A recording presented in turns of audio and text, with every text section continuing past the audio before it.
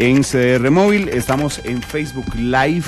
Ya vamos a entrar a Facebook Live en la cuenta de Noticias Monumental.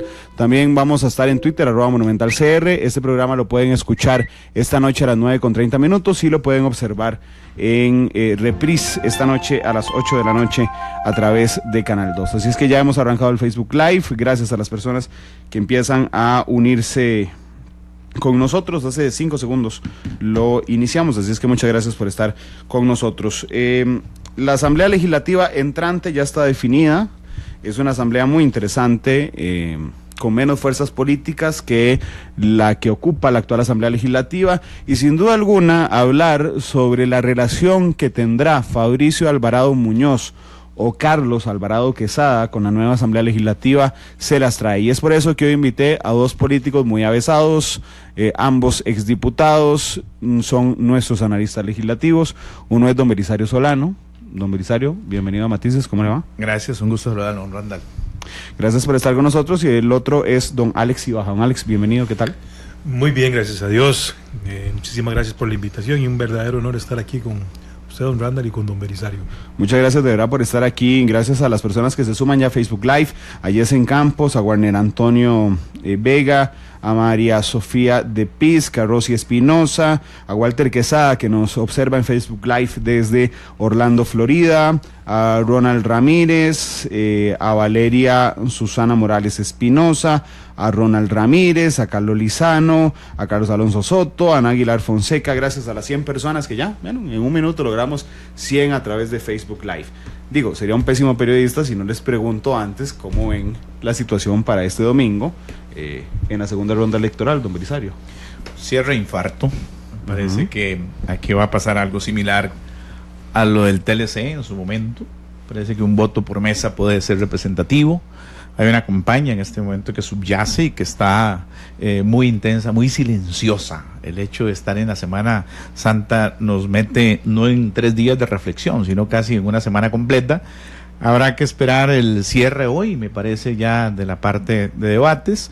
Mañana el último día de la campaña pagada en los diferentes medios, y entraríamos a esa etapa reflexiva final que no se detiene en las redes sociales y que será muy, pero muy intensa, con una enorme preocupación en este país el próximo sábado, a ver cuántos logran regresarse el día sábado y cuánto lo hacen el domingo, y qué podría pasar el domingo en las eventualidades de carretera que podrían impedir a miles de votantes no llegar a las urnas. ¿Usted cree que la gente esté tan preocupada de verdad por devolverse el sábado, más allá de nosotros los periodistas, ustedes los políticos? ¿Estará de verdad la gente preocupada? No, y ese es el tema, precisamente. Eso es lo que preocupa a los políticos. Exacto. El tema, los políticos hacen el llamado a que la semana se corte y las vacaciones se corten el sábado y regresen para que estén antes de las 6 de la mañana del domingo ya en sus casas. Pero el costarricense quiere disfrutar y quiere estar en la playa y quiere estar en esas cuestiones. Los más avesados y los más comprometidos con los partidos no van a ir a la playa. Si se van a quedar, van a tener que hacer ese trabajito y escogerán otro día para ir a pasear. Permítame, antes de darle la palabra a don Alex, saludar también a la gente que está sumando, porque somos una comunidad tan bonita a través de Facebook Live y de Twitter, que saludé a la mitad y la otra gente me está pidiendo que por qué no lo saludé. Marco Gómez Herrera, gracias Marco, ahí leí tu consejo. Natalia Velázquez Fernández, Gustavo Romero, Joe Candler, Ana Yancy Sandí, Randa Acuña, Carlos Lizano, Shirley Villalobos, Karen Chavarría, Marco Ramírez, Karina Chavarría, Luis Molina, Alexis Calvo, Gina Rodríguez, Rosy Miranda, Rita López, Juan Paz, Eduardo Ballestero, Carlos Lizano, Marvin Coto, Jonathan Ávila, perdón. Gracias por estar de verdad con nosotros, y a Gerardo Carvajal, que dice a mí, por favor, sí, igual que a Dori Fallas. Don Alex, ¿qué pasará el domingo? ¿Qué le parece? Bueno, es la tercera vez que el país va a ir a una tercera ronda. Precisamente se han celebrado 5 elecciones de este fenómeno que vive la sociedad costarricense, que es un multipartidismo. Inició en el 2002.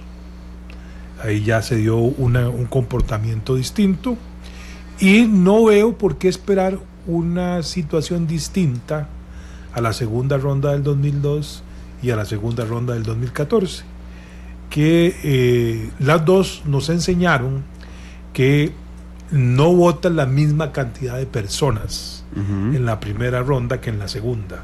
Hay un porcentaje de personas que no concurren porque ya no, ninguna de las opciones que quedan en el balotaje que llaman es de su satisfacción. Esta campaña tiene la particularidad de que la última semana coincide con la Semana Santa. Y entonces uno se pregunta si esto aumentará el comportamiento histórico que tenemos de 2 segundas rondas anteriores. Para ustedes es el piso, de ahí no bajamos. Bueno, no, se puede bajar, sin duda. O sea, ya tuvimos en el 2014 una participación del 55% del padrón, ¿verdad? Es decir, don Luis Guillermo accede a 1.350.000 votos, pero votando solo el 55% del padrón. Bueno, pero estaba solo. Bueno, pero igual la gente, en el 2002 se dio un fenómeno similar. Pero aumentó el abstencionismo considerablemente. Don Alex, pero sí creo que hay una particularidad en esta. Los dos partidos históricos, en lo formal, no están. Ni Liberación ni el PUSC. Me parece que sí. O sea, hay una... Es el bipartidismo disfrazado. No, bueno, lo que pareciera es que hay químicas. Al Partido Unidad Social Cristiana no le es difícil caminar con el Partido de Acción Ciudadana. Por lo menos a la cúpula del Partido de Unidad Social Cristiana no le ha sido difícil ponerse de acuerdo con el Partido de Acción Ciudadana, como tampoco le fue difícil ponerse de acuerdo con el gobierno, con el actual gobierno, para hacer un acuerdo muy similar en algunos ejes al que está logrando hoy. Es decir, la unidad lo que le cuesta es con su rival histórico, pero no le cuesta tanto con el Partido de Acción Ciudadana, ni le cuesta tanto con el ideario que el Partido de Acción Ciudadana ha venido sosteniendo en estas últimas 2 campañas. Y a Liberación no le cuesta con Restauración Nacional. Bueno, a mí me parece que Liberación sufre más que la unidad. ¿Por qué? Porque su cúpula no participa del acuerdo, no lo hace formalmente. Y si recordamos, las primeras adhesiones públicas que dieron figuras del Partido de Liberación Nacional fueron en favor de don Carlos Alvarado. Después vino una reacción un poco ahí también muy a su adversario histórico, y ahora recientemente hay embates en ambas direcciones. Es decir, no es lo mismo que el ex candidato presidencial de un partido logre un acuerdo que va a conllevar diputados actuales, futuros, una cierta estructura, un eje programático, que dar apoyos que no son institucionales. Eso no significa que después del 1 de abril no se puedan dar, pero antes del 1 de abril no ocurrieron. ¿El que gane ganará por la mínima? No me atrevo a decir eso. Yo creo que puede haber un gap, no sé de cuánto, en favor de uno y otro. Pero cuando son 2 actores los que disputan una contienda electoral, hablar de 4 o 5 puntos no es extraño, ¿verdad? Por el comportamiento propio de la elección. Es distinto cuando hay 5 o más. Las porque se va dispersando. Son más marcadas, exactamente. Hay un comportamiento, además, regional, muy marcado en los 2 partidos. Sí. El Partido de Acción Ciudadana es un partido urbano, que lo demostró en la primera ronda. Es un partido Sus GAM. fortalezas están en el GAM. Es un partido con profundas deficiencias en las otras 3 provincias, tan profundas que, hablando de la próxima Asamblea Legislativa, no tiene un representante en ninguna de las provincias costeras. Entonces, lo que significa es que la otra alternativa, que es el Partido de Restauración Nacional, su bloque mayoritario está ahí en las tres provincias costeras y en toda el área rural urbana. Usted, Desamparado Centro se comporta muy distinto a San Cristóbal Sur, a San Cristóbal Norte. Claro. Entonces ahí es donde están los grandes contrastes que ya vimos en febrero y que creo que vamos a volver a ver en abril. ¿Usted sí cree que el que gane ganará por la mínima, don Belisario? Sí, yo creo que va a ser una campaña cerrada. El comportamiento se va a dar mucho en el aspecto de organización. Creo que la organización va a pesar un poquito. Yo discrepo en alguna medida con don Alex con respecto al tema del rol de Liberación y la unidad. Me parece que sí hay un bipartidismo solapado ahí. Y yo tengo que reconocer, o por lo menos yo siento que Liberación Nacional jugó muy bien desde la noche del 4 de febrero. Una vez conocidos los resultados, viendo el panorama, actuaron de manera muy rápida, porque en mi opinión Liberación tiene el control de la Asamblea Legislativa, conforme lo vamos a ver ahora dentro de un rato. Es cierto que ellos ganaron el balotaje, pero el PAC y Restauración, pero Liberación Nacional tiene el control desde la Asamblea, tiene el poder. Liberación Nacional como partido se llevó un golpe durísimo, no hay la más mínima duda, y eso tiene a una institución muy herida que va a hacer todo un proceso de reconversión al interno de cara a las próximas elecciones municipales para prepararse luego a las elecciones de 2022. Ahí sí creo que ellos juegan su cuota de poder, que son 17, para hacer una alianza con Restauración, ofrecerle, aunque sea de manera solapada, el apoyo y no arriesgar la parte institucional, que fue lo que arriesgó o apostó el Partido Unidad Social Cristiana, generando una división al interior del mismo partido muy fuerte. Yo siento que la gran masa liberacionista, la gran estructura de Liberación va a estar con Restauración Nacional. Uno lo ve por lo poco que conoce o que le informan, pero siento que la unidad sí totalmente se fraccionó en dos bandos. Hubo un parto de aguas ahí peligroso que puede generarles desde el punto de vista institucional problemas al interno que le va a costar sanar a partir del 1 de mayo. Vamos a la Asamblea Legislativa nueva. Vamos a sacarle una foto en este instante. Liberación Nacional, 17 diputados, baja 1, ¿verdad? Con respecto a lo que tiene hoy. Restauración Nacional se multiplica por 13 y llega a 14. Se multiplica por 14, perdón, que esas matemáticas tan raras que hice. Se multiplican por 14, tienen 14 diputados. La siguiente fuerza política es el PUSC, que tiene 10 diputados en la Asamblea Legislativa nueva, aumenta 2. El PAC es el que tiene. El PAC tiene 10 y el PUSC tiene 9. Uh-huh.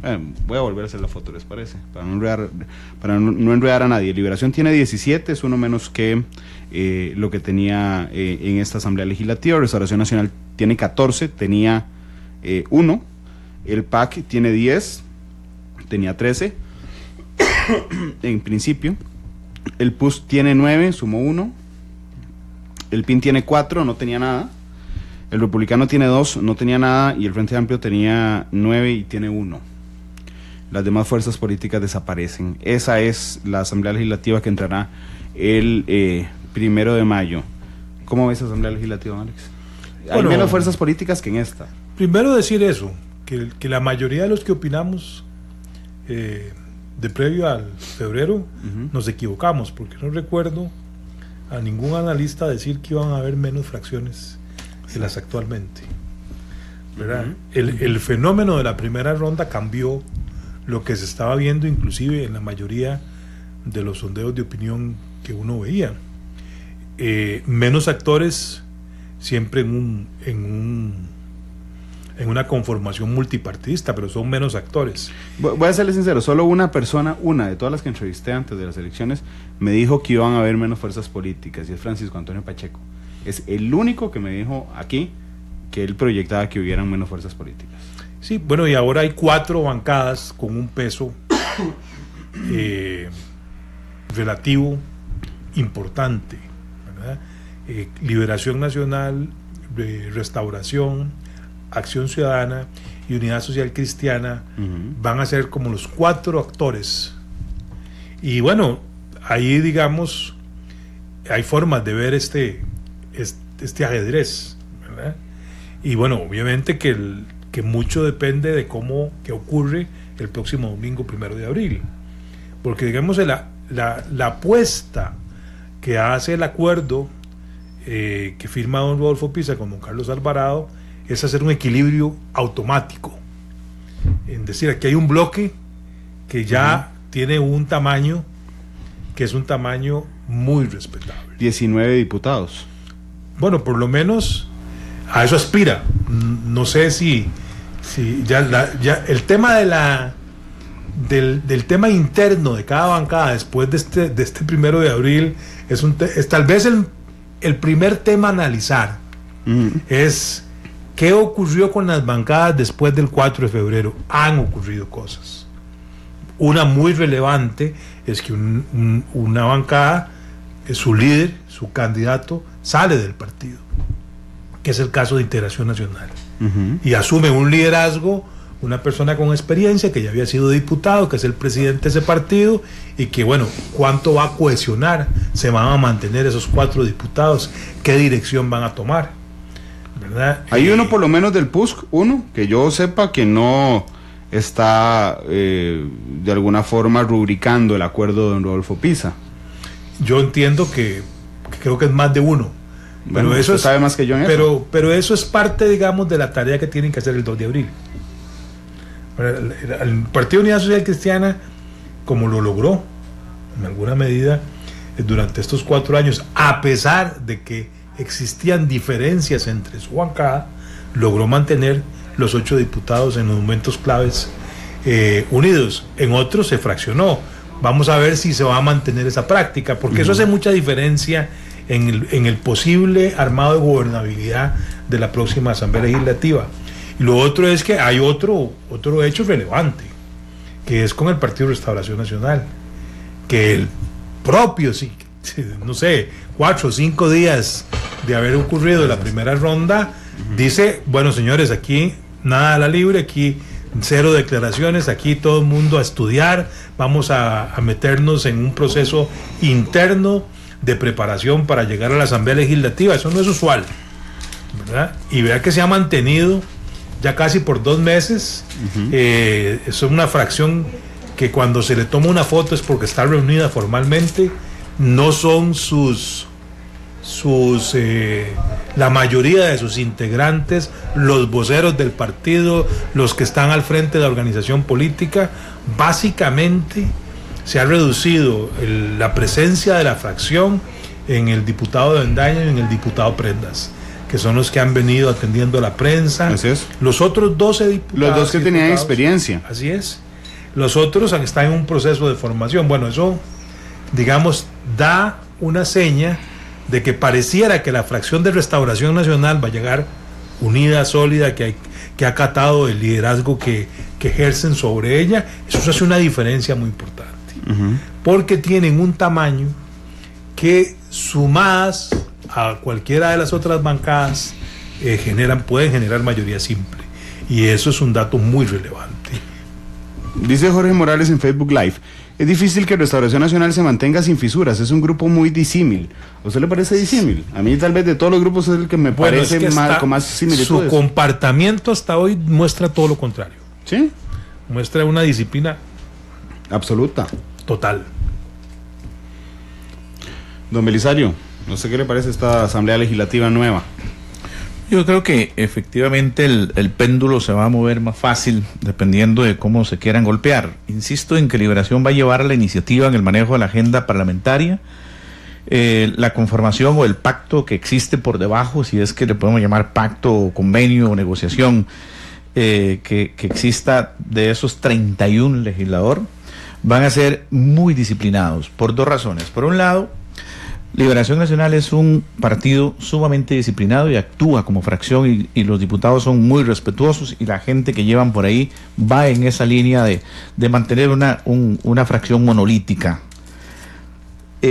Ellos llevan esa línea por su experiencia, por su conocimiento y por su capacidad. Al otro lado, Restauración Nacional lleva una línea monolítica, ¿ok?, de respeto a los acuerdos que se puedan dar, como consecuencia de su inexperiencia, su falta de roce y su poco juego. Entonces eso los hace enconcharse, y que sea solamente 1 o 2 los voceros que eventualmente pueden salir a dar la cara. Digo pueden porque se les tiene que permitir, ¿verdad? Ahí está vedado el que puedan salir a la libre a opinar. Y entonces eso hará que fácilmente dos actores políticos de este país, que serían las cabezas visibles que surgirán después del 2, entre Restauración Nacional y Liberación, para establecer acuerdos, y el primer acuerdo lo veremos con la integración del directorio del 1 de mayo, donde no van a tener ningún problema. Claro, eso le iba a preguntar, porque para escoger o elegir presidente de la Asamblea Legislativa y el resto del directorio se necesitan 29 votos. Ya está. Es decir, bastaría un acuerdo que ya debe estar a esta altura, creo, independientemente de quien gane el próximo domingo. El nuevo presidente de la Asamblea Legislativa o presidenta saldría, según mi percepción, o de Liberación Nacional o de Restauración Nacional. Me animo a pensar que saldrá de Liberación Nacional. Sí, yo también creería eso, salvo que por una cuestión de cariño o de simbolismo, don Carlos Avendaño pueda ponerle la banda al presidente, si es Fabricio el que gana, ¿verdad? Ahí hay cositas internas de Restauración Nacional que van a sopesar o que van a pesar. O bien el mismo Prendas, Jonathan, que ha hecho todo un trabajo desde abajo, desde hace mucho tiempo, en poder conformar y llegar a estas cosas que tenemos hoy en este momento, y que sería algo muy, muy simbólico. De lo contrario, sí siento que hay gente presidenciable en Liberación que les fascinaría ser los que coloquen la banda al presidente el 8 de mayo, y doy nombres: Carlos Ricardo, por ejemplo, ¿verdad? Es el mismo Thompson, que es gente que tienen incluso el perfil y el conocimiento y la experiencia para poder eventualmente manejar con mucho tino la gestión de la Asamblea Legislativa el primer año. ¿Usted cree que va a ser tan fácil también la elección de directorio legislativo, don Alex? No, digamos, el 1 de abril marca mucho lo que va a ocurrir. ¿Usted sí cree que lo marque? Sí lo marca. Sí lo marca. Sí, yo creo que la actitud del Partido de Restauración Nacional, si ganan el próximo domingo, cambia. Y va a ser presidente de la Asamblea. Y bueno, y yo creo que entonces pondrían otras metas. Miren, ya esta va a ser la 5ª conformación multipartidista. Yo creo que quien gane el 1 de abril tiene que poner en su mesa de trabajo si va a hacer una reforma que le permita al multipartidismo parlamentario funcionar. Aquí en esta emisora he escuchado ideas muy interesantes que no había escuchado antes. Una impulsada, creo que por el diputado don Rafael Ortiz, su idea, ¿verdad? Y es darle al Parlamento un nuevo instrumento, que es votar una cantidad de leyes con solo que las proponga el Poder Ejecutivo y las bancadas legislativas. Eso sería, digamos, un giro 180 grados en el funcionamiento del Parlamento multipartidista, porque impondrían a los jefes de fracción, al Ministerio de la Presidencia y al Gobierno de la República una tarea que hoy nos ocupamos poco en hacer, y es decir, bueno, ya tenemos que tal día se va a votar y ahora lo que necesito son los votos. Claro. Y también me va a imponer un rigor distinto sobre cuál proyecto yo elijo para que se vote. Ya van a ser proyectos que tienen un trabajo previo muchísimo más acabado. Ese para mí, si yo estuviera en cualquiera de los comandos estratégicos del futuro gobierno, esa sería mi prioridad, y apostaría a un 1 de mayo que me dé eso en los primeros meses de gobierno. Claro. Yo no cedería casi que cualquier cosa a cambio de un instrumento que me permita a mí, como Poder Ejecutivo, no sé, durante mis 4 legislaturas, tener 9, 12 leyes con plazo de votación, con solo que mi decreto ejecutivo de convocatoria a ese proyecto le señale que se vota, y que yo sé que en un plazo razonable, para mí un plazo razonable para lograr los votos o definir el futuro de una ley son 12 meses. Esa es mi opinión personal. Hay otros que creen menos y otros que creen más, pero sería un giro de 180 grados y me parece vital para atender los problemas que se señalan de que la Asamblea multipartidista es poco operativa. Esto acabaría con esa percepción que hay de la Asamblea Legislativa multipartidista. ¿A usted le parece, don Belisario, también que debería ser esta la prioridad de las negociaciones en la Asamblea Legislativa? Yo lo que creo que tienen una oportunidad de oro para armar los 38 votos fácil. O sea, yo creo que lo tienen.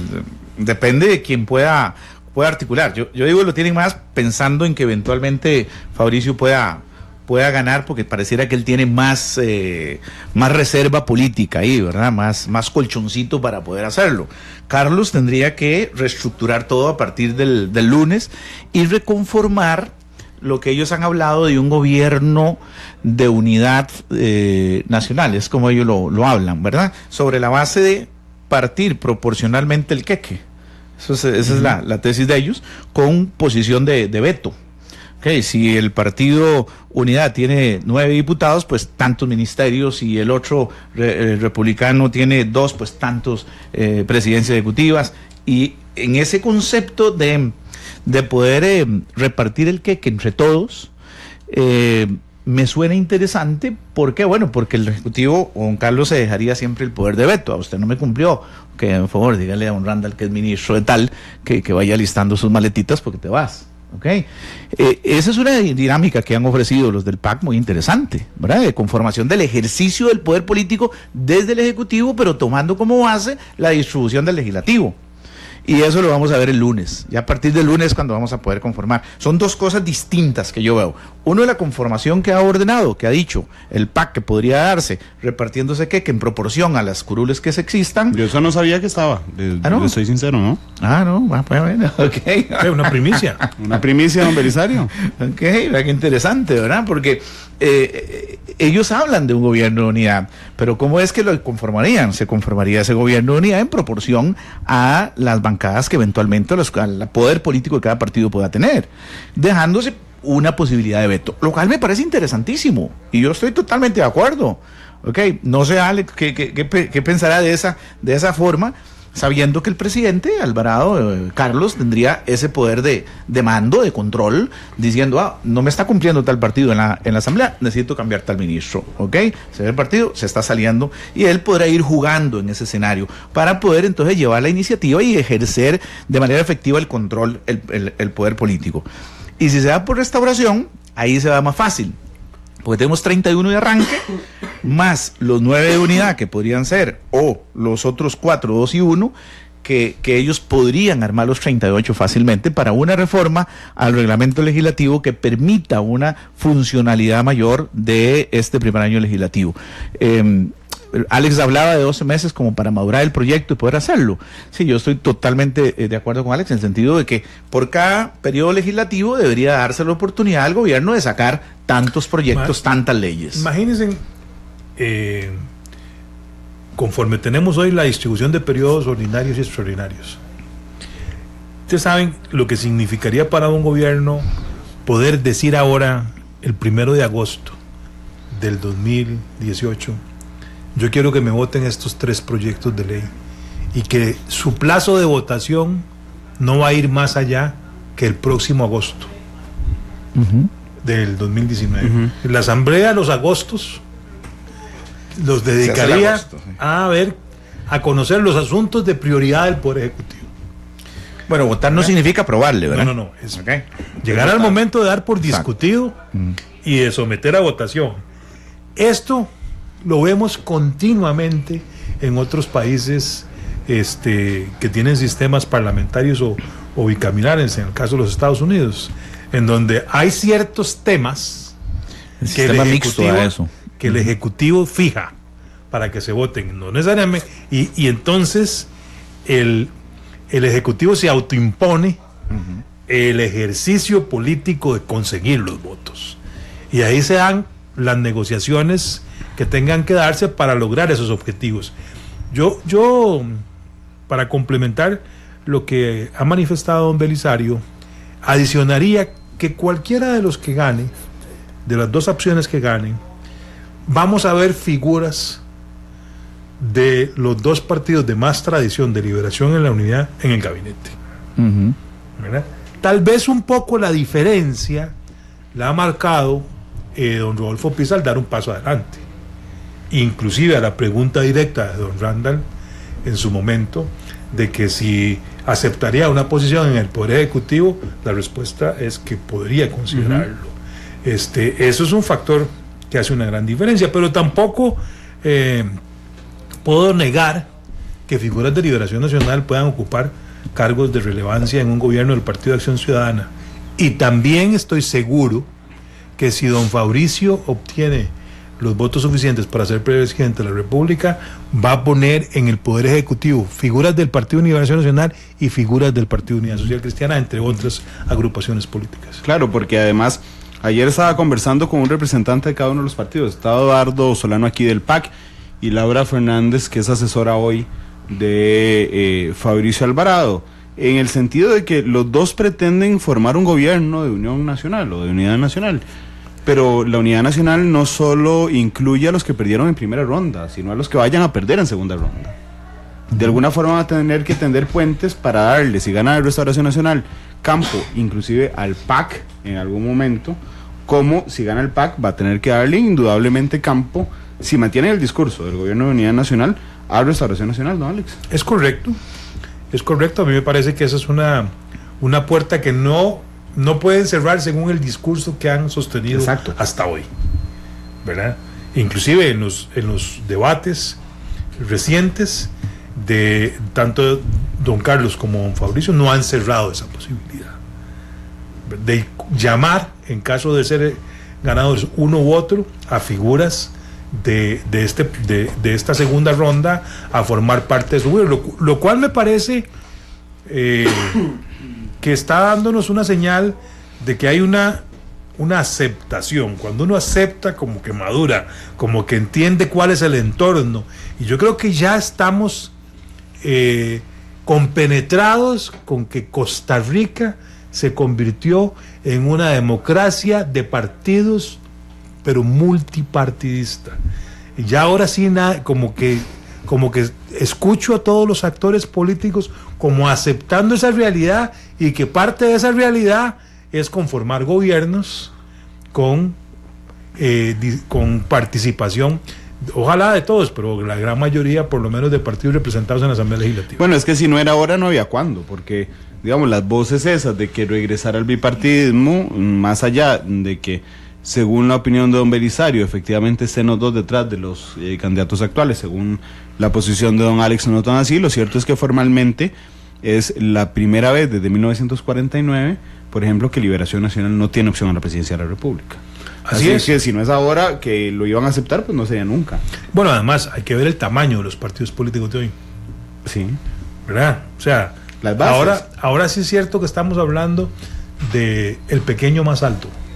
Sí, sin duda alguna. Pero todos somos pequeños. Lo mismo pasa en la Asamblea Legislativa. Así es. Aquí yo creo, no sé si concuerdan conmigo, pero la fracción clave en algunas cosas es Restauración Nacional. O sea, sí, es la única que no existía antes.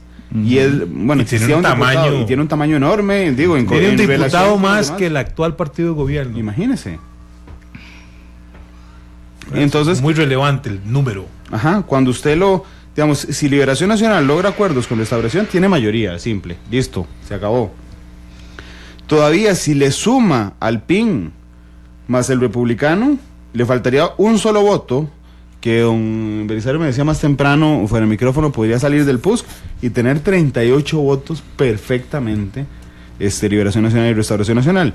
Y si el PAC lo suman, llegarían a 24, le faltarían 4 más nada más para lograr, que podrían venir entonces del PUSC también, para lograr una mayoría simple. Es clave, sin duda alguna, la fracción de Restauración Nacional. Lo que sí creo es que parte de los cambios que se van a producir es que va a ser muy difícil que lleguen al 1 de mayo con el único tema de cómo se distribuye en el directorio.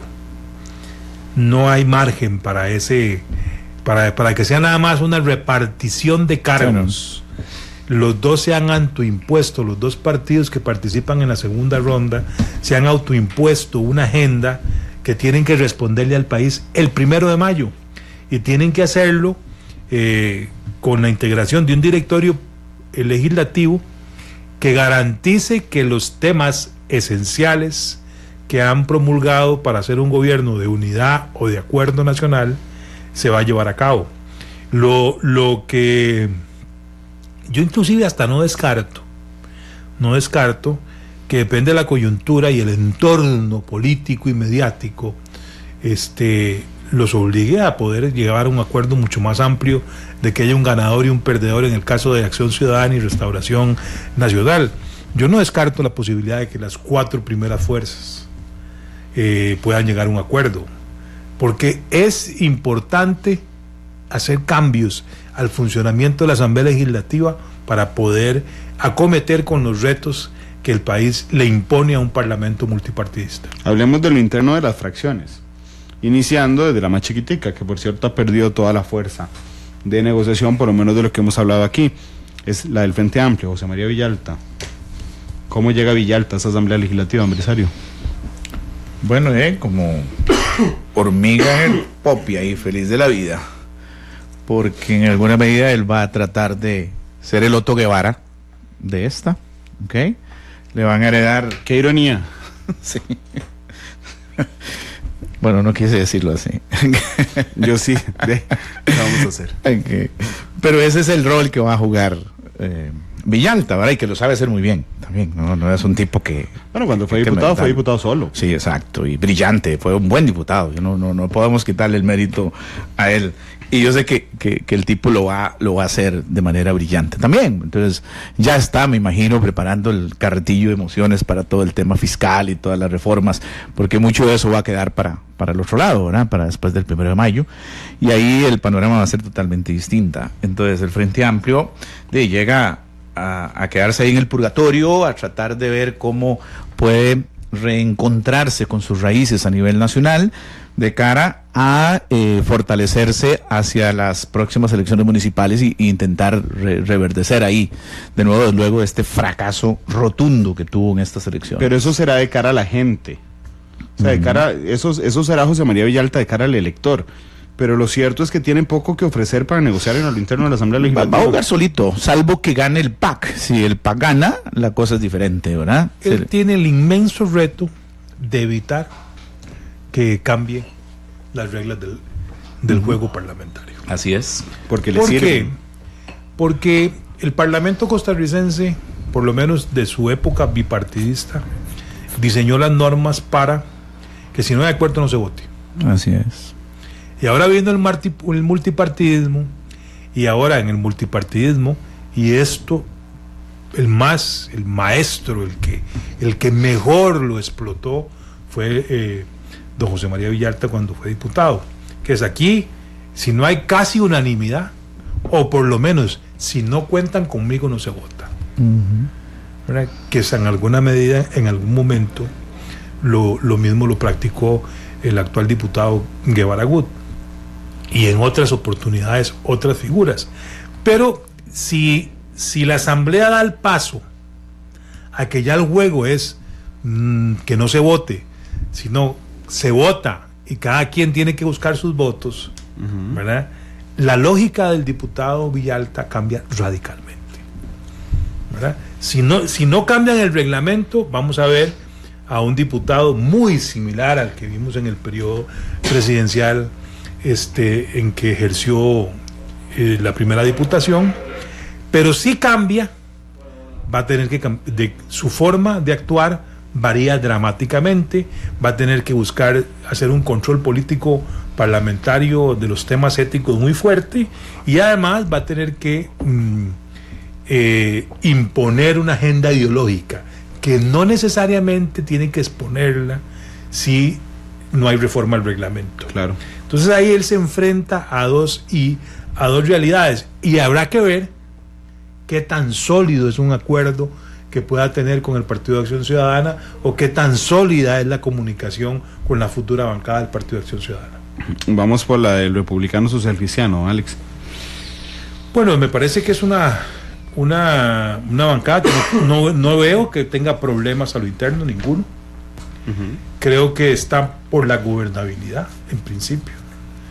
Sus actores han manifestado mucha coincidencia con la agenda de las dos fuerzas políticas. No hay mayor contradicción, no hay no hay una diferencia ideológica que los separe de lo que pueden ser cualquiera de los partidos, de los dos partidos que ganen las elecciones del 1 de abril, o nada así profundo que los separe de la agenda de las otras dos bancadas con un tamaño similar. Así que yo a esa fracción la veo en el acuerdo del 1 de mayo. La veo sumándose a un plan para llevar a cabo ciertas tareas en la próxima Asamblea Legislativa. Sí, pues si no, estarían desaparecidos. Sí, bueno, es que tienen que lucir. ¿Tienen que? Pues si no, no pasa nada. Sí, no tienen un tamaño lo suficientemente representativo para lucir como que los que pueden parar el accionar de la Asamblea Legislativa. Cuando se está en esa posición, por lo menos en el primer año, tienden a sumarse a los acuerdos que se dan alrededor del 1 de mayo. Don Belisario, republicano, social cristiano. Sí, recordemos aquí que la posición ahora del doctor Hernández y el partido y la estructura del partido a favor de Fabricio esta semana, lo que permite discernir es de que ellos quieren jugar al lado de la mayoría, ¿verdad? Y constituir esa mayoría para ser protagonistas. Otto Vargas, creo que es, ¿verdad? Es un tipo que es preparado, es inteligente en el manejo político. Dragos, que no decir del hombre, sí, ¿verdad? Es decir, ahí hay espuela, ¿no? Entonces ellos van a tratar de ir haciendo ese muñequeo y tratando de inclinar para un lado o para otro de acuerdo a sus propios intereses o a los intereses del partido como tal. Yo creo que lo que va a pasar es que siempre van a intentar sumarse a la mayoría para intentar incluir de alguna forma sus iniciativas o sus intereses. Y sacar un puñito de algo para visualizarse desde la perspectiva ideológica como social cristianos, ¿verdad? Ahí va a ser una pugna ideológica también. Requieren tener mucho cuidado con el manejo de la imagen, porque pueden subir electoralmente si una bancada que más o menos tenga un mismo proyecto político por alguna razón comete un error o pasa por un mal momento, ¿verdad? Y eso me parece que va a ser un tema permanente ahí. La custodia que ha hecho este partido con el Partido de Unidad Social Cristiana no terminó el 4 de febrero. Me parece que ahí hay un tema todavía que va a prevalecer de eso que acaba de decir don Belisario. ¿Quiénes son los verdaderos socialcristianos? ¿Quiénes son los que realmente representan esa forma de pensar? Déjeme irme un momento atrás. ¿Quién será el líder político del Frente Amplio? Villalta. Sin ninguna duda. ¿Quién es el líder político de Republicano Social Cristiano? Ahí, digamos, yo no me atrevería a ser tan tajante. ¿El doctor? ¿Verdad? Yo creo o don Dragos, que es el presidente del partido. Es que ahí yo diría que ahí, si el doctor Hernández quiere mantener incidencia sobre esa bancada, va a tener que hacer un esfuerzo para lograr involucrarse en el trabajo de esa bancada, porque su situación es distinta a la del Frente Amplio. Yo creo que efectivamente en el Frente Amplio me parece que Villalta va a jugar ese rol importante. En el Republicano yo diría que don Rafael Ángel Calderón va a jugar el papel de líder, el que va a guiar a esos dos diputados dentro del desarrollo de la Asamblea Legislativa. No puedo tapar el sol con un dedo. Detrás del Partido Republicano Social Cristiano ha estado siempre la figura del expresidente Calderón, y él va a tratar de ejercer toda esa cuota política. Si eso es así, es así, don Alex. ¿Cómo? Si hay que también hablar de cómo ejercerlo, ¿verdad? Vamos a ver. No hay una injerencia directa, no es la figura que va a convocar una conferencia de prensa. Exacto. Con un diputado a la derecha, otro a la izquierda, y va a decir, esta bancada va por aquí, ¿verdad? Entonces, lo que el entorno mediático y lo que la opinión pública vamos a ver es a dos diputados indicando para dónde van, no a un líder indicando para dónde van esos diputados. Y eso es una diferencia en el liderazgo. Por eso es que Podría ser un líder de... político, pero no mediático, no público. No, sí, pues vamos a ver. Lo que está planteando don Belisario es muy interesante, ¿verdad? El contenido del trabajo, los movimientos tácticos se los está atribuyendo al expresidente don Rafael Ángel, pero el expresidente tiene una forma de incidir que lo hace no exponerse, ¿verdad? Nadie le puede señalar que él está atrás de eso. Ese es un liderazgo que no es típico en el mundo nuestro local de la política, ¿verdad? El que dice ser líder de una bancada quiere que se lo reconozcan, quiere espacios para demostrar que ejerce ese liderazgo. En el caso del expresidente Calderón, eso es un liderazgo sutil, distinto, que no busca un protagonismo que podrían buscar en otras bancadas o en otros partidos políticos. Sí, yo creo que quedó simplemente en evidencia, tal vez de manera consciente, cuando el republicano había emitido aquel comunicado referente a la aceptación de la demanda de la Comisión Interamericana de Derechos Humanos, donde dice a nuestro mentor. Esa es la primera vez, digamos, que usted nota públicamente, ya en términos formales, que don Rafael Ángel es el líder del Republicano Social Cristiano. Vámonos al PIN, donde... Pero yo también lo digo porque como yo anduve recorriendo Cartago, pues también uno sintió la presencia de él ahí, pidiendo votos, claro. El PIN, que es lo adelantado don Alex más temprano, una fracción polémica. Es que es la primera bancada que recibe un impacto político recién pasada la primera ronda, y es la discrepancia del ex candidato presidencial con autoridades. Cuando Walter Muñoz directamente. Sí, y eso le impone un gran reto. Que bueno, ya sabemos que ya el ex candidato presidencial ya no forma parte del Partido Integración Nacional y que constituyó recientemente un partido político alternativo. En esa bancada, esa es una bancada muy interesante de analizar, ¿verdad? Don Walter Muñoz es un político experimentado, ya fue diputado, sus temas siempre son muy apegados a lo social, es un diputado muy preocupado por la seguridad social, entonces compite en el área de defensa de la Caja Costarricense de Seguro Social, va a competir con el Partido Unidad Social Cristiana, va a competir con el Partido Republicano, y eso, digamos, va a ser una marcada. Luego está la diputada Bolio, que es experta en conciliación, y ese es un arte que en la Asamblea Legislativa le va a caer muy bien.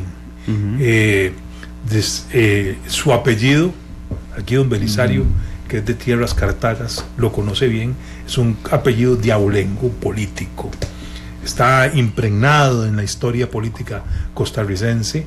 Me parece que es una persona que va a causar impacto, va a compenetrarse muy rápidamente en la dinámica legislativa. Por hablar de dos figuras para que analicemos las otras dos con participación de ustedes. Sí, porque el otro es Eric Rodríguez Estelle, el diputado por Alajuela, que es el que se ha mantenido fiel, pareciera, a don Juan Diego Castro. Sí, Eric es economista, es un tipo brillante también, una claridad en el manejo económico del país. Yo lo tuve a él como asesor y comentarista en mi paso por un canal de televisión, y desde ahí lo conozco, por eso me alegró muchísimo verlo participando de manera muy activa con el partido y teniendo líneas muy independientes, muy propias. No creo que vaya a ser muy fácil para don Walter Muñoz decir que este rebaño lo puedo llevar sin problema alguno. O sea, ahí Eric va a ser protagonista. Eric va a poder marcar campo. Me parece además que es un pensamiento económico liberal. Total, absoluto. Okay, entonces ahí va a haber un tema. Ahí va a haber tema interesante. Lo que le he leído y lo que le he escuchado de un diputado liberal típico. No, nada muy similar a lo que hemos visto de diputados de pensamiento liberal económico del movimiento libertario. Sí, aquí estuvo en el debate, en el primer debate, por cierto, en el de Alajuela, y quedó muy claro. Además es un tipo con fuerza. Sí. O sea, que yo no tengo duda de que va a ser protagonista. ¿Quién será el líder de la bancada del PIN? Bueno, Walter va a ejercer ese liderazgo. Doña Silvia, la otra diputada, que es la de Cartago, es que es maestra, muy inteligente, muy capaz. Silvia, yo tuve el placer de conocerla y compartir con ella en varias oportunidades. En algún momento ella también podría reclamar sus espacios de liderazgo. Ahí me parece que los cuatro andan como muy equilibrados, ¿verdad? Pero Walter es el que va en su momento. Y ahí volvemos al área social. Exacto. Y a la parte del magisterio. Exactamente. Sin embargo, aquí pesa, les pregunto, ¿pesa quién nos escogió para diputados? Porque yo tengo claro que don Walter es el dueño del partido. En el caso de Integración Nacional, ¿verdad? ¿Sí? Por lo menos en 3 de las figuras no está pesando tanto, ¿verdad? En don Walter, en doña Silvia y en la diputada Bolio. Correcto. Pero en el caso del diputado, que parece que sí, su pensamiento, su proyección, no es necesariamente la agenda de don Juan Diego. Entonces ahí, digamos, van a tener que hacer un esfuerzo, ¿verdad? Porque ni la agenda de Walter. Es correcto, correcto. O sea, yo en temas que el país va a debatir pronto, el pensamiento económico cuenta para estar yo a favor o en contra de una iniciativa. Y ahí el PIN se enfrenta a un reto muy importante. Entonces lo que los cohesiona simplemente es haber llegado a la Asamblea Legislativa con el vehículo del PIN.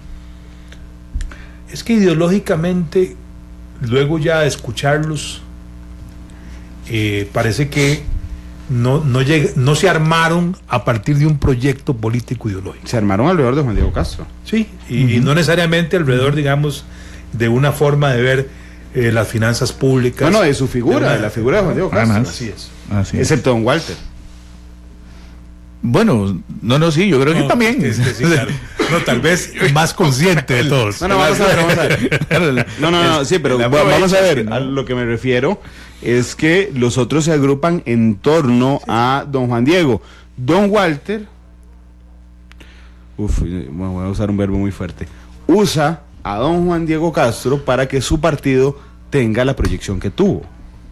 Hay que afrontarlo. Don Walter es conocido, pero el PIN no es nadie en la historia política de este país. Además queda un partido de Integración Nacional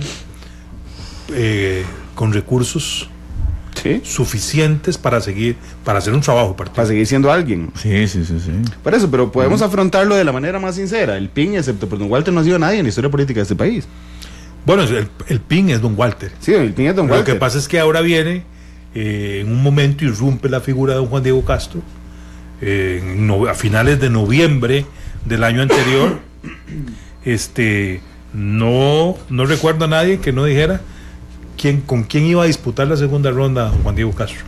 Sí, por supuesto. ¿Verdad? Esa es una realidad que se vivió. Y esa realidad termina en 4 diputados que muestran, digamos, diferencias en el plano de las ideas. Sin embargo, yo creo que yo le prestaría especial atención a la evolución que van a tener las diputadas de esa bancada. Ok. 3:30, nos quedan 30 minutos. Hagamos la pausa comercial, porque hoy vamos hasta las 4 de la tarde. Gracias a las personas que están con nosotros en Facebook Live. Hemos llegado ya a 200 hace un ratito. Gracias por estar con nosotros. Les recuerdo, ya arrancamos 2:30, así es que iremos hasta las 4 en punto de la tarde. Vamos a hacer solo una pausa comercial, mientras nuestros analistas además escogen la canción con la que vamos a cerrar hoy. Ya volvemos.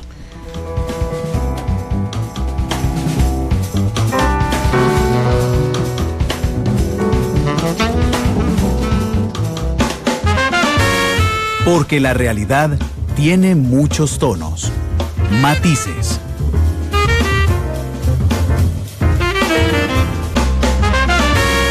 Porque la realidad tiene muchos tonos, matices.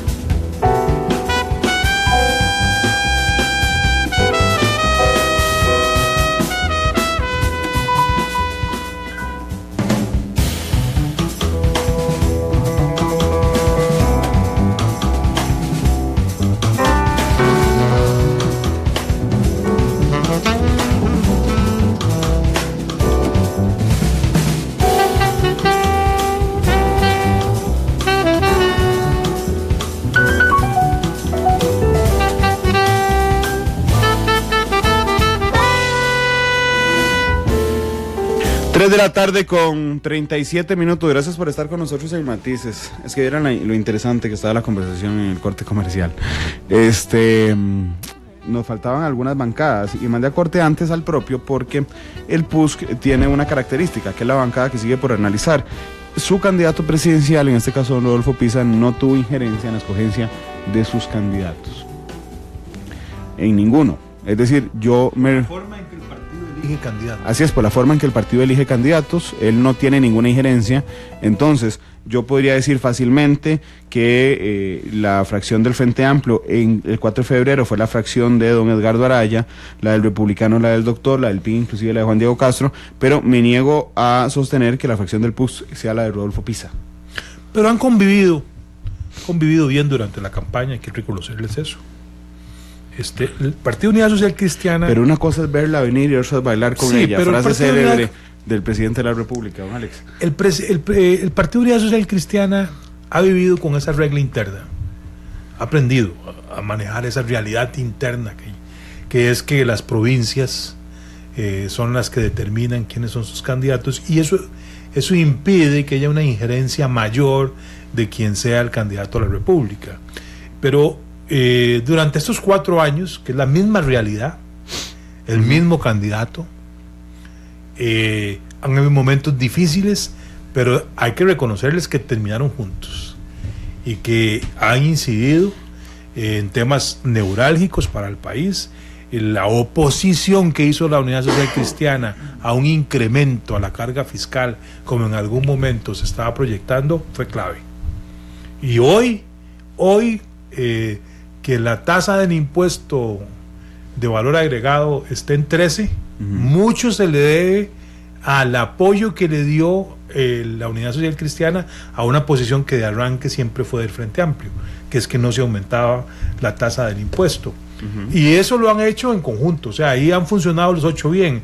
Claro que ahora la pregunta es, ¿qué va a pasar entre el 2 de abril y el 1 de mayo con el liderazgo de don Rodolfo Pisa dentro de la bancada y los acuerdos que ha suscrito con el Partido de Acción Ciudadana? Que se gane o se pierde, los acuerdos se mantienen.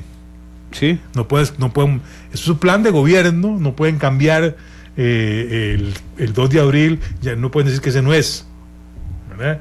Entonces ahí el mayor reto es cohesión interna y cómo administrar cuando hay diputadas o diputados que a lo interno no comparten la decisión de la mayoría. Pero si gana don Carlos Alvarado, tendrá muchísima más fuerza simbólica don Rodolfo Pisa para hacer cumplir el acuerdo. Sin duda. Recordemos que los partidos, tanto Liberación Nacional como Unidad Social Cristiana, en este momento están pensando, fuera del 1 de abril, inmediatamente después del 1 de abril, cómo se recompone la estructura partidaria. Eso es un gran tema. Entonces, ¿quién va a controlar en el corto plazo la estructura que deriva en quiénes son los miembros de los comités ejecutivos de esos dos partidos? Es un tema importante en donde las bancadas legislativas sí son muy influyentes en las asambleas nacionales de ambos partidos. Sí, yo es que como me animaría a decir y a sostener que don Mario Redondo va a tener, podría ser inclusive el ministro de la Presidencia, don Fabricio Alvarado, también creo posible que don Rodolfo Pisa sea el ministro de la Presidencia de don Carlos Alvarado. A los dos les veo exactamente la pinta en el rol que están siguiendo, Belisario. Sí, efectivamente, pareciera que los simbolismos nos van permitiendo ir determinando cosas que son claras. Efectivamente, Mario está haciendo un rol importante propio de un ministro de la Presidencia. Don Rodolfo Pisa, de la noche a la mañana, firma el acuerdo, hace las cosas, se separa del acuerdo del Comité Ejecutivo del partido, se separa incluso de las estructuras del partido para poder llegar a firmar ese acuerdo que le da un rol protagónico importantísimo, e incluso sustituyen las banderas rojo y amarillo por las rojo y azul en las mesas de presentación. Así es. Okay, ese es un simbolismo importantísimo ahí, y uno se queda así como viendo qué está pasando, ¿verdad? ¿Qué es la situación que está sucediendo?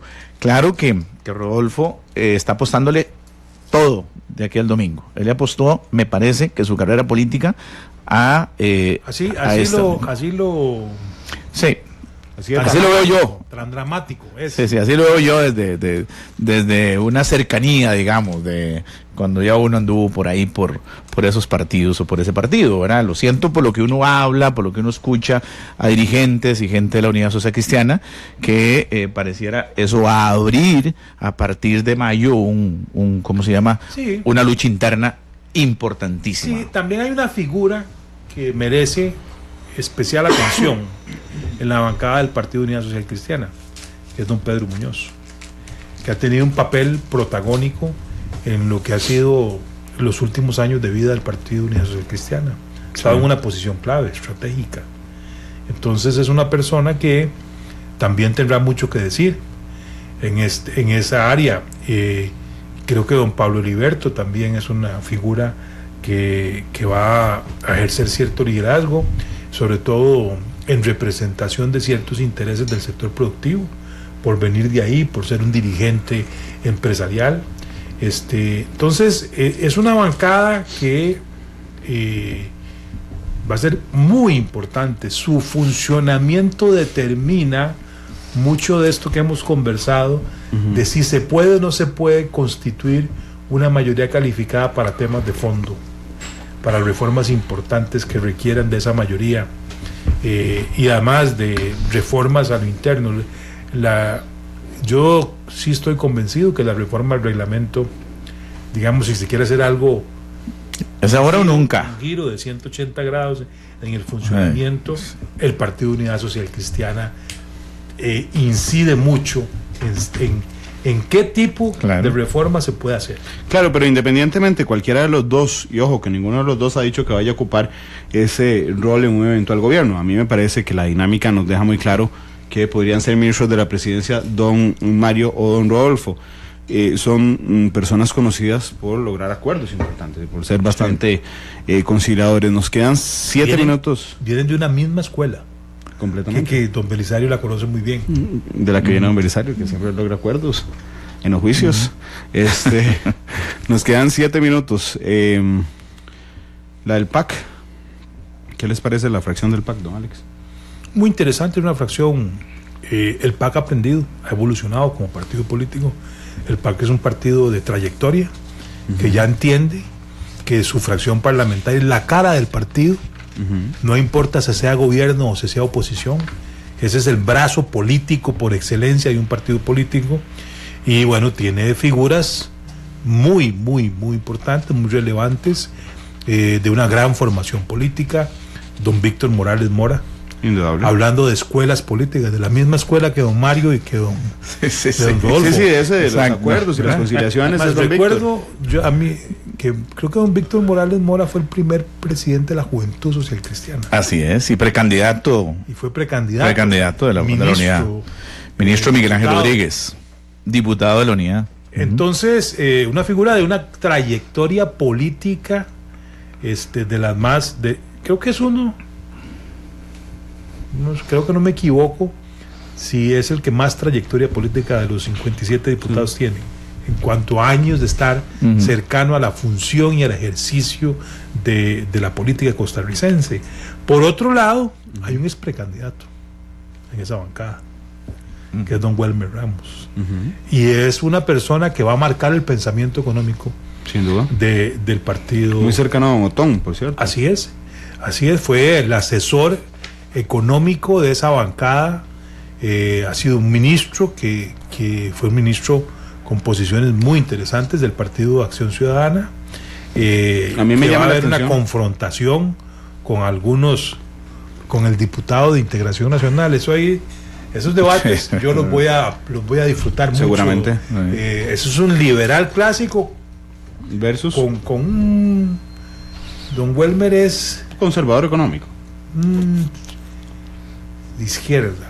Okay. Entonces le quito lo de conservador. Don Welmer no tiene reparos en que el Estado intervenga directamente en la economía, No. cosa que tendría reparos, Ya se demostró. ¿verdad? Sí, exacto. Yes. Se demostró Bueno, y claramente. que además llama la atención del gran tema de los últimos meses, Sí. que va a estar ahí presente todavía. Entonces, ahí nada más por citar dos figuras igual, para dejar espacio que ustedes hablen de algunas otras del Partido de Acción Ciudadana. Claro, no, y a mí me llama la atención, ¿sabe quién? Carolina Hidalgo, la diputada de Alajuela. Mucho. Es una mujer muy preparada, súper inteligente. Estuvo en nuestro debate. Y conoce el La manejo legislativo. Sí, la he escuchado en los programas de Nuestra Voz en las mañanas, intentando lograr ese acuerdo. Me llamó Con mucho una la gran atención su experiencia figura. legislativa. Sí, Se ha acudido, asesora. los partidos políticos han acudido a asesores Exacto. parlamentarios para integrar Todos no. sus nóminas. Todos no. En algunos casos, bueno, creo que en la mayoría. Bueno, en la mayoría, sí, digamos, pero por ejemplo, Restauración Nacional no. Tiene a dos personas con muchísima experiencia, don señor- Carlos y don señor Jonathan. Prendas. Sí, sí, indudablemente, pero los otros 12 no. No, eso fue relleno. Bueno, ahí está. Pues, Sí. Pues, Sí, incluso sí. a mí me dijeron. No es una malo ni oportunidad. bueno, es un hecho. Exacto, a mí me dijeron una oportunidad. Mira, si yo hubiera sabido que vos estabas aspirando a ser diputado, te hubiéramos dado el primer lugar y no hubieras hecho ningún gasto. Espera que me dijeron una oportunidad ahí dentro del partido. Bueno. ¿Ok? Para que lo tengamos, ¿verdad? ¿A usted qué le parece la fracción del PAC? Bueno, ahí el liderazgo me parece que lo tiene muy marcado Víctor. Víctor, incluso como gerente de la campaña ahorita, es el que está conduciendo todos los hilos. Creo que ese va a ser un liderazgo muy, muy fuerte, por lo menos el primer año. Me parece que en esa línea de acción va a ser el eje comunicante. Ese nombre y con ese Zapote. apellido, hay que poner atención en el Partido de Acción Ciudadana. Sí, ¿verdad? Por eso él dice Siempre es importante. Víctor Morales Mora, ¿verdad? Es decir, el Morales Mora pues va a poder ser ese hilo conductor entre Zapote y la Asamblea Legislativa. Me parece que la experiencia que él tiene, el conocimiento, la sagacidad, el roce, el juego, él sabe muy bien concertar acuerdos, construir acuerdos. Yo creo que ahí es donde va a estar ese liderazgo. Obviamente, si Carlos pierde, va a tratar de reservarse y reservar ese caudal electoral para la próxima y va a querer tener un rol protagónico en esa fracción. Nos quedan 2 minutos, así es que y 2 bancadas, así que vamos 30 segundos cada uno, como si fuera el debate de la semana pasada. La fracción de Restauración Nacional, ¿no, Alex? Una fracción que la va a marcar primero el liderazgo de esas dos figuras. Entonces vamos a conocerla bastantes semanas después, porque al principio el diputado Bendaño y el diputado Prendas van a ejercer ahí un liderazgo, una dirección, y entonces los demás van a estar un poco más a la orden de esas dos figuras, pero disciplinada, muy involucrada. Mucho de su agenda la determina el 1 de abril. Ajá. ¿Verdad? Ahí, veamos, esa bancada sí depende, su accionar va a depender, está muy marcado, muy determinado Con las elecciones. por lo que ocurre el 1 de abril. Restauración. Sí, comparto con Alex en ese sentido. Yo le voy a hacer una acotación que lo dejaremos ahí en el tintero nada más. Me preocuparía después del próximo lunes las divergencias que pudieran darse al interior de ese par de líderes de Restauración Nacional. Por lo que representan, ¿cómo no? Uh-huh. Ahí lo dejamos. Don Carlos y don Fabricio. No, y el mismo Jonathan. ¿Con quién? ¿Jonathan con quién? Con Carlos. Con Carlos Avendaño. Uh-huh. Okay. Bueno, dejémoslo ahí, no sé, yo creo que eso es un liderazgo. Ahora, me parece que si Carlos es presidente del Congreso, Jonathan es jefe de fracción, ahí se pueden ir distribuyendo las cargas, luego se invierten y entonces pueden ir manejando el poder como tiene que ser, ¿verdad?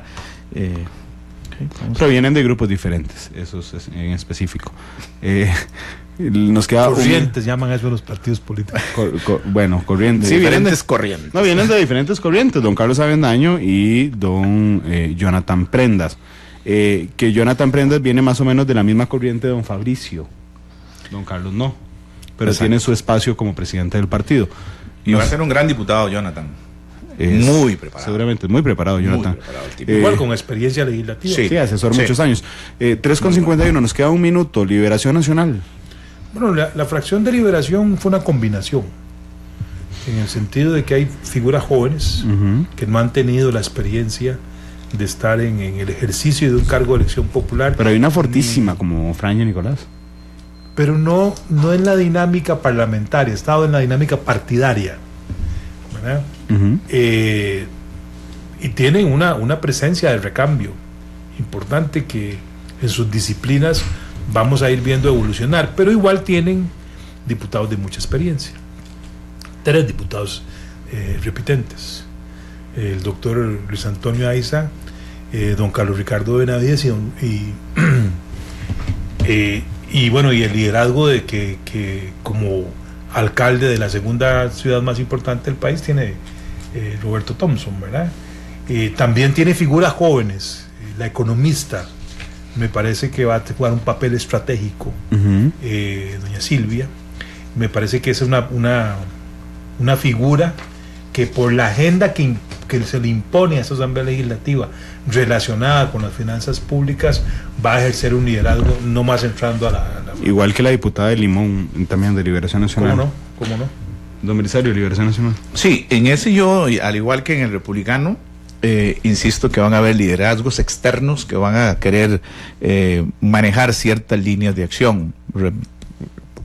Pienso en Antonio, pienso en don Oscar Arias, pienso en que el mismo José María, eso no lo podemos obviar, que ellos van a tener desde afuera cierta influencia en algunos de los 17 diputados de Liberación Nacional, porque eso ha sido la historia de Liberación, ha sido lo normal también en el ejercicio del poder. Yo no lo veo tampoco malo que vayan a Romos a pedir consejo, ¿no? En Liberación Nacional hay más corrientes políticas que en Restauración Nacional. Así es. Le fijo.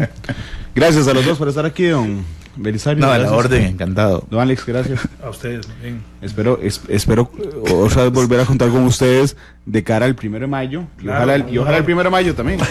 Un honor. Nos vamos con Mercedes Sosa, Cambia Todo Cambia, es la canción que escogieron esta tarde. Mañana es el último programa de la semana de Matices, porque obviamente jueves y viernes santo no hay programa, no podía ser otro ir invitado mañana a Matices. El Tribunal Supremo de Elecciones estará con nosotros, particularmente don Gustavo Román, que es el asesor político del Tribunal Supremo de Elecciones, mañana 2 de la tarde en Matices. Hasta luego, feliz día.